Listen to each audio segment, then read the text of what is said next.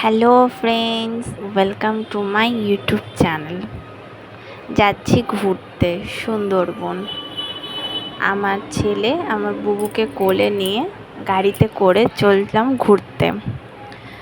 2 দিন, স্পেশালি 2 দিন না, এটা তোমার 2 রাত 3 দিনের প্যাকেজ।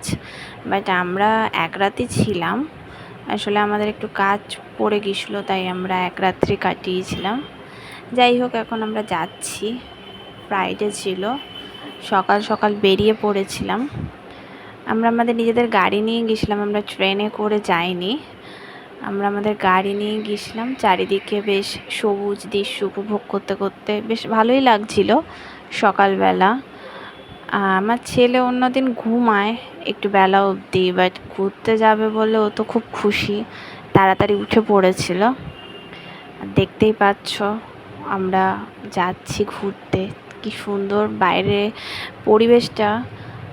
এটা অনেকটা আমরা চলে গেছিলাম, তারপর আমি ভিডিওটা করেছি। ছেলে তখন একটু ঘুমিয়ে পড়েছিল, তাই করতে পেরেছি। আর এইখানটা বেশ সুন্দর একটা জায়গা দেখলাম, বেশ সুন্দর জল রয়েছে, মাঝখানটা বেশ ফাঁকা ছিল, তাই আমরা এখানে একটু গাড়িটা থামিয়ে আমরা একটুখানি ফটোশ্যুট করছিলাম। মানে ভালো লাগছিল, বেশ সুন্দর একটু হাওয়া দিচ্ছিল, একটু ঝিরিঝিরি করে বৃষ্টি পড়ছিল। ওয়েদারটা বেশ ভালোই ছিল সেদিনকে। মানে বর্ষাকালে যেরকম হয় সেরকম ঠিক না, বাট এই সময় সুন্দরবনে যাওয়ার রাস্তাটা বেশ সুন্দরই লাগছিল। আর আমার ছেলে তো অলওয়েজ ফটোশ্যুট করতে খুবই ভালোবাসে। কি সুন্দর পোজ দিয়ে দাঁড়িয়ে গেছে দেখো। এখানে একটুখানি ফটোশ্যুট করে আমরা আবার বেরিয়ে পড়েছিলাম, কারণ ওই দিকে আবার পৌঁছাতে দেরি হয়ে যাচ্ছিল। একটু মাঝখানে মেঘ করছে, আবার রোদ উঠছে, এই করতে করতে পৌঁছে গেছিলাম সুন্দরবনের সোনাখালিতে। অনেকটাই রাস্তা ছিল। ওখানে পৌঁছে আমরা সোজা চলে গেছিলাম আমাদের যে লঞ্চ ছিল, সেই লঞ্চে আমরা উঠে পড়েছিলাম। আর আমার ছেলে এখানে প্রচণ্ড বিরক্ত হচ্ছিল, কারণ ওকে ছেড়ে দিতে হবে, ও খেলবে। কিন্তু এই লঞ্চে তো এতটুকু বাচ্চাকে ছেড়ে দেওয়া খুবই রিস্কের, কারণ কতটা মাঝখানে গ্যাপ রয়েছে দেখতেই পাচ্ছ। কিন্তু ও তো নাছোড়বান্দা, ওকে ছেড়ে দিতে হবে, মানে ও কোলে থাকবে না। আর কোলে যাওয়াবার নিচ্ছে 2 মিনিট, ও নামবে, জল দেখবে, আরও যারা ফ্যামিলি সব গেছিলো তাদের সাথে আলাপ করবে, খেলবে। কিন্তু এইভাবে তো ছাড়া যায় না, একটু ভয় লাগছিল। তাই জন্য বেশিক্ষণ আমরা লঞ্চের ওপরে ছিলামও না, আমরা নিচে নেমে এসেছিলাম। নিচেটা বেশ গরমও লাগছিল, তাই জন্য আবার মাঝে মাঝে ওপরে গিয়ে একটু হাওয়াও খেয়ে আসছিলাম। আর এই করতে করতে আমাদের ব্রেকফাস্টেরও টাইম হয়ে গেল। ফার্স্টে আমাদের দিয়েছিল ওয়েলকাম ড্রিঙ্কস, সাথে গোলাপ ফুল, আর তার সাথে মাঞ্চ দিয়েছিল। আর আমার ছেলে সেটাকে নিয়ে টানাটানি করছিল, তাই জন্য ওকে আবার ভালোবেসে ওকে আবার আলাদা করে ওয়েলকাম ড্রিঙ্ক দিয়েছিল। ও কিছুটা তাই অবাক হয়ে গিয়েছিল, আর হাতে করে নিয়েও ছিল, কিন্তু ওই ফুল টুল ছিল বলে আমরা হাতে দিইনি। কিন্তু মাঞ্চের প্যাকেটটা খুব খুশি মনেই নিয়েছিল। তারপর দিয়ে দিয়েছিল আমাদের ব্রেকফাস্ট, যেখানে লুচি ছিল, আলুর দম ছিল, আর ছিল কালো জাম, যেটা আমি খাই না, এটা আমার হাজব্যান্ডই খেয়ে নিয়েছে কালো জাম। দেখো কীরকম বাইরের দৃশ্য উপভোগ করতে করতে খাচ্ছে।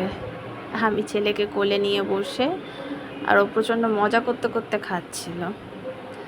সত্যি কথা, লঞ্চে সুন্দরবন, বিশেষ করে বর্ষাকালে লঞ্চের ধারে বসে দেখতে বেশ ভালোই লাগে। বাইরের দৃশ্য, গাছপালা, জঙ্গল।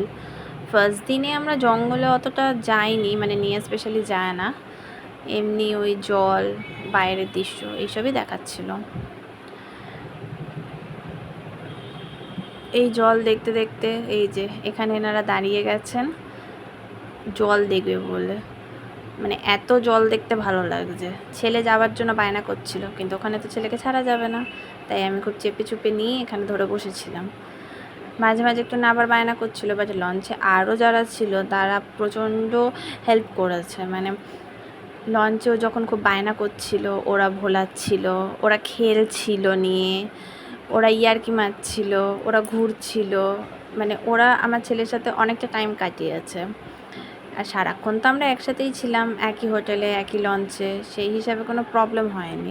একটা চেনা জানা হয়ে গিয়েছিলো। আশেপাশে দূরে অন্য লঞ্চগুলোও ছিল। আর এত সুন্দর লাগছিল, বাইরে বেশ একটু মেঘ করেছে, একটু বৃষ্টি পড়ছে, আর জলটা বেশ বেয়ে বেয়ে যাচ্ছে, বেশ ভালো লাগছিল। আর এরপরে আমাদের দিয়ে দিল ইলিশ মাছটা, আমাদের দেয়নি, আমরাই দিয়েছিলাম। ইলিশ মাছ দিয়ে ভাজতে ওরাই ভেজে দিয়েছিল, যার মধ্যে দেখতে পাচ্ছ বেশ ভালো করে লেবুর রস দিয়ে সবাই মিলে আমরা খেয়েছিলাম। আর এই ইলিশ মাছ খাওয়ার জন্য আমাদের লাঞ্চ করতে একটু দেরি হয়ে গিয়েছিলো, যার জন্য লাঞ্চের ভিডিও আর করা হয়নি। মানে একদম লাস্ট ব্যাচে আমি খেয়েছি, তখন ছেলে ঘুমিয়েও পড়েছিল একদম, তখন প্রায় 3:30 বেজে গেছে। এই ইলিশ মাছের জন্য আমার লাঞ্চ করতে দেরিও হয়ে গিয়েছিলো, আর লাঞ্চটা আমি ভালো করে করতেও পারিনি। ভাত, ডাল আর আলু ভাজা দিয়েই সারতে হয়েছিল। তারপর দিয়েছিল ফল, যে ফলগুলো আমি খাইনি, কারণ খেলেই অ্যাসিড হয়ে যেত। তারপরে চলে এলাম হোটেলে। আলো থাকতে থাকতেই হোটেলে আমাদের নামিয়ে দিয়েছিল। আর হোটেল রুমটা ছিল বেশ সুন্দর,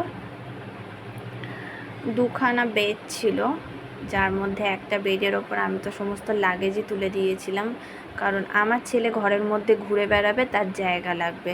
আর আমি যদি লাগেজগুলো নিচেতে রাখি তো সেগুলো নিয়ে টানাটুনি শুরু করে দেবে, ফেলবে, ছড়াবে, আমার কাজ বাড়িয়ে দেবে আরও। তার জন্য একটা বেডের ওপর লাগেজগুলো সব তুলে দিয়েছিলাম, আরেকটা বেড আমরা ইউজ করেছিলাম শোবার জন্য। এখানে 2টো কাঁচের গ্লাসও দিয়েছিল, যেগুলো ছিল টেবিলে, কিন্তু আমার ছেলের কল্যাণে সেগুলো ড্রেসিং টেবিলের ওপর তুলে দিতে হয়েছে। দেখতেই পাচ্ছ, জগটাও নিচে ফেলে দিয়েছে। আর ও সারাদিন লঞ্চে কোলে থাকার পর হোটেলে এসে রুমেতে একটু হাঁটাচলা করতে পারছে দেখে খুবই আনন্দ পেয়ে গেছে। ও বেশ ঘরের মধ্যে খেলাধুলা করছিল, আর আমি সেই সময় একটুখানি বেশ গুছিয়েও নিচ্ছিলাম। রাতের ওর খাবারটাও আমার বানাতে হয়েছিল। রাতের বেলা ওকে আমি বানিয়ে দিয়েছিলাম ভাত, দুধ ভাতই খাইয়েছিলাম। নর্মালি ও বাড়িতে রুটি খায়, বাট হোটেলে তো রুটি করাটা পসিবল না, তাই জন্য আমি কেটলি নিয়ে গেছিলাম, সেখানেতে আমি ইলেকট্রিকে ওকে ভাত বানিয়ে দিয়েছিলাম। ওকে আমি রাত্রে দুধ ভাতই খাইয়েছিলাম। দেখো এখানে খুব আলু দিয়ে দিয়েছিলাম একটু তার মধ্যে, যাতে পেটটা একটু ভার থাকে। তার মধ্যে আমার হাজব্যান্ড একটু বাইরে বেরিয়েছিল, আমার জন্য একটা আইসক্রিম এনেছিল। আর সেই আইসক্রিমটা দেখো আমাকে খেতে দিচ্ছে না, ওই খাবে। যতবার আমি টেনে নিচ্ছি ও মুখ বাড়িয়ে বাড়িয়ে খাচ্ছে, ওই খাবে আইসক্রিম, আমাকে খেতে দেবে না।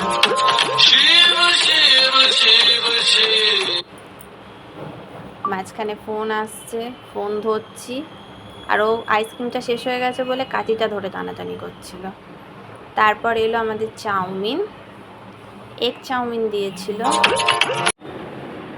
বেশ অনেকটা করেই এগ চাউমিন দিয়েছিল, যেটা খেয়ে পেটটা বেশ ভরেই গিয়েছিলো, মানে রাতে ডিনার করার আর ইচ্ছা ছিল না।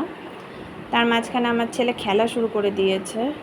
আমরা কোল্ড ড্রিঙ্কস খাবো বলে প্লাস্টিকের গ্লাস কিনে এনেছিলাম, যেটা আমরা কেউই আর গ্লাসেতে খেতে পারিনি, সব গ্লাসগুলোই আমার ছেলে চটকে তার খেলার জিনিস হিসেবে পেয়ে গেছে। আসলে ওখানে আমাদেরই দোষ, ওর খেলার কিছু ছিল না, তো ওকে তো একটা খেলার কিছু দিতে হবে, তাই গ্লাস, বোতল এইসব নিয়েই খেলছিল। আর ওর সাথে আমাকেও নিচে বসে থাকতে হয়েছে, কারণ আমি বিছানায় উঠলে ওকেও বেডে তুলতে হবে, তার জন্য আমি নিচে বসেছিলাম। এত ছটপট করে, আইসক্রিম খেয়ে মেখে পুরো জামা ভর্তি করে ফেলেছিল। এবার খাটে উঠবে বলে বায়না করছে, গ্লাস লাগবে, ওর সব লাগবে, ও এইসব নিয়েই খেলতে ব্যস্ত ছিল। খালি বোতল, জাগ, গ্লাস এইসব নিয়েই খেলছিল, মানে ও ওর মতো করে সুন্দরবনটা উপভোগ করেছে। এরপর শুরু হয়েছিল ঝুমুর নাচ, যে ঝুমুর নাচটা আমরা ঘরে বসেই দেখছিলাম। আর আমার ছেলে ঝুমুর নাচ দেখতে দেখতেই রাতে ডিনারটা সেরে ফেলেছিল, কারণ ও আবার গান না দেখে, নাচ না দেখে খাবে না। ওখানে আমি টিভি অ্যারেঞ্জ করতে পারিনি, আর ফোনে একদম নেটওয়ার্ক ছিল না, তাই জন্য ঝুমুর নাচ দেখতে দেখতে আমার ছেলে ডিনারটা কমপ্লিট করে নেয়। আর তারপর খাটে বসে বসে জানলা দিয়েও ঝুমুর নাচ দেখছে। দেখতে দেখতে নিজেও কিছু স্টেপ দিয়ে দিচ্ছে, নতুন স্টেপ ঝুমুর নাচের, যেটা হয়তো যারা নাচছিল তারাও জানে না, তারা দেখেও নি, দেখলে হয়তো ভালোই লাগতো। অনেকক্ষণই হয়েছিল, প্রায় 1 ঘন্টা মতো ঝুমুর ডান্স হয়েছিল। আমরা আর ওখানে যাইনি, কারণ ওখানে গেলে ছেলে আবার বায়না করবে, তাই জন্য ঘরে বসেই ঝুমুর নাচটা দেখে ফেললাম। আর ঝুমুর নাচ দেখতে দেখতে আমার ছেলে ঘুমিয়েও পড়েছিল, কারণ সারাটা দিন ও ঘুমায়নি। আর আমরা বেরিয়েছিলাম অনেকটা সকাল, আর বেরোবো বলেও এতটাই এক্সাইটেড ছিল যে সারা রাত্রি ভালো করে আগের দিন ঘুমায়ও নি, আর ভোরবেলা 4টের সময় আমাদের সাথেই উঠে পড়েছিল। সেই জন্য অনেকটা টায়ার্ড হয়ে পড়েছিল, আর 9টার মধ্যে ঘুমিয়ে পড়েছিল। নর্মালি কোনো আওয়াজ হলেও ঘুমায় না, কিন্তু এখানে গানের মধ্যেও ঘুমিয়ে পড়েছিল। তারপর আমি চলে গেলাম ডিনার করতে। ডিনারে ছিল জিরা রাইস, আলু পটলের তরকারি, আর তারপর দিয়েছিল মাটন। এটা খেয়েই আমাদের আজকে রাতটা কমপ্লিট হয়ে গেল। মানে ফার্স্ট দিন সুন্দরবন কমপ্লিট হলো। তারপর আমরা তাড়াতাড়ি শুরুও করেছিলাম, কারণ আমরা সবাই প্রচণ্ড টায়ার্ড ছিলাম সারাদিন জার্নির পর। সেকেন্ড ব্লগের জন্য ওয়েট করো।